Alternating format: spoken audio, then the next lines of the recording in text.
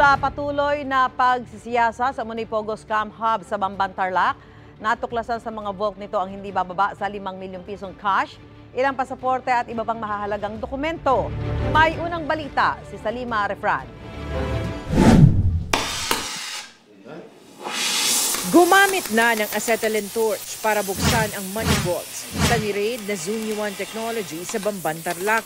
Iniutos na ng korte na buksan ang 27 vault ng umano'y scam hub na pinapatakbo ng mga dayuhan. 5 milyong piso agad ang nakita sa isang vault sa admin building. May mga dolyar rin at iba pang currencies.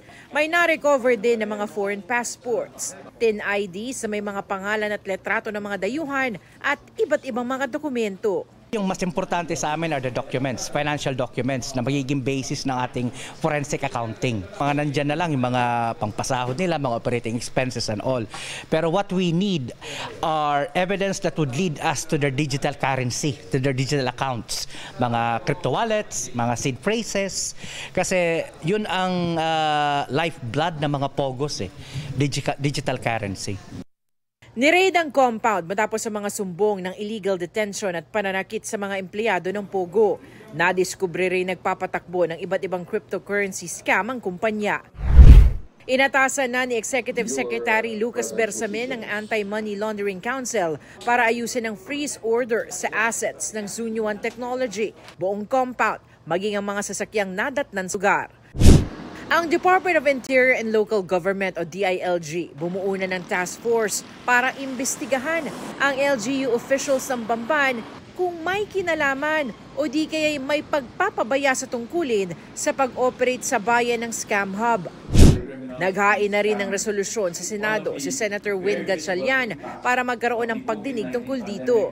Sa mga dokumentong hawak ni Gatchalian, lumalabas ang kasalukuyang mayor ng Bamban na si Alice Guo ang nag-apply umano para sa prangkisa at lisensya ng Pogo base sa resolusyong ipinasa ng Sangguniang Bayan ng Bamban noong 2020. Ang bill ng kuryente naman nakapangalan sa isang Mayor Alice Guo. Isang na-impound na sasakyan rin sa mga villa ang nakitang nakapangalan kay Guo base sa beripikasyon ng PNP. Ang manakita lamang po namin dito ay ilang mga dokumento nagpapangalan doon sa kasalukuyang alkalde. Now, if that would constitute enough evidence to file criminal or civil charges against her, it's up to the Department of Justice. Sa kanyang inilabas na pahayag, mariing itinatanggi ni Mayor Guo ang mga alegasyong may kinalaman siya sa mga iligal na aktibidad ng Zunyu 1 Technology.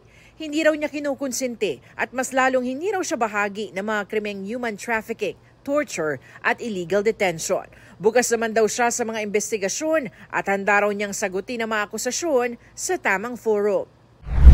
Ito ang unang balita sa Salima Refran para sa GMA Integrated News.